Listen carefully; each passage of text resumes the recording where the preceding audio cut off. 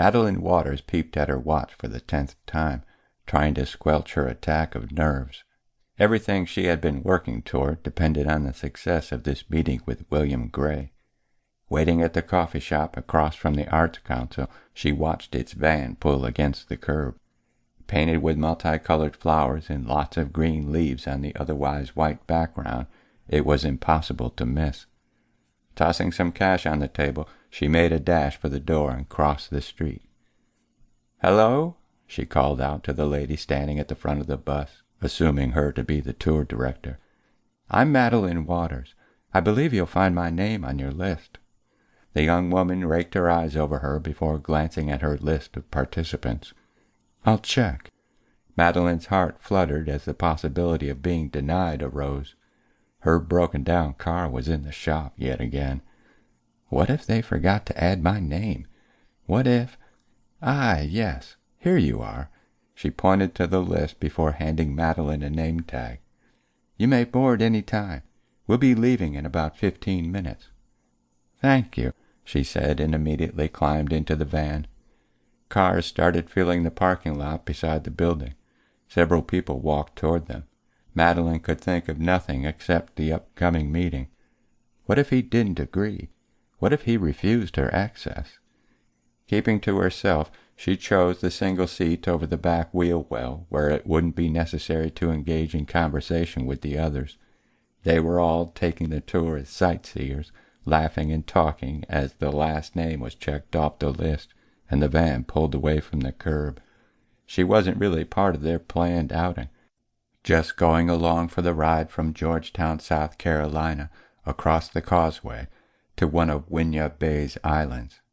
The road hugged the coastline for a short distance and then fingered off into a bit of swampland before continuing into a shaded forest of black pines and live oaks. Spanish moss draped the overhanging twisted limbs, lending a sense of foreboding to the trip. In spite of her nerves, Madeline looked forward to seeing Pine Island's antebellum house, a multi-story colonial with shaded porches on every side. The cupola at the top was rumored to offer sweeping views in every direction. She had seen it in the distance from the water and in pictures, but never up close. Accounts from those lucky enough to have been guests of the owners throughout the years described its spot in the bay in the same way one might a ship on a swath of green floating from Willia Bay to the ocean. When the van pulled up at the tall iron gates, Madeline's breath caught in her chest. The driver punched a series of numbers into the pad at the base of a covered telecom, and the mechanism clicked, releasing the gates' grip on one another. Creaking as they swung slowly open, anticipation built tension in Madeline's gut. An eternity seemed to yawn before her as they waited for both gates to fully open. She clenched her fists, fingernails burrowing into her palms, until the van finally lurched forward. Madeline's heart thumped, and her breath was only a shallow intake with an imperceptible exhale. Scanning across the landscape as they proceeded, Madeline stored every image into her memory bank. The ancient flowering shrubs, struggling against their confines within the low brick walls on either side of the drive, appeared to be aching for freedom. Here and there a brick bulged outward, giving the impression the plant was poking out a toe. Did azaleas really grow this large naturally? She wondered.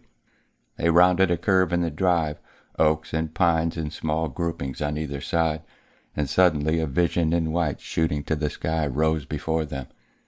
Madeline's heart nearly stopped. Her ears drummed with pressure. The tour participants oohed and ahed and mumbled among themselves. Madeline was unaware of their actual words. Their voices became a drone, akin to a hive of bees buzzing off toward the azalea blooms. Or was it merely the humming in her head?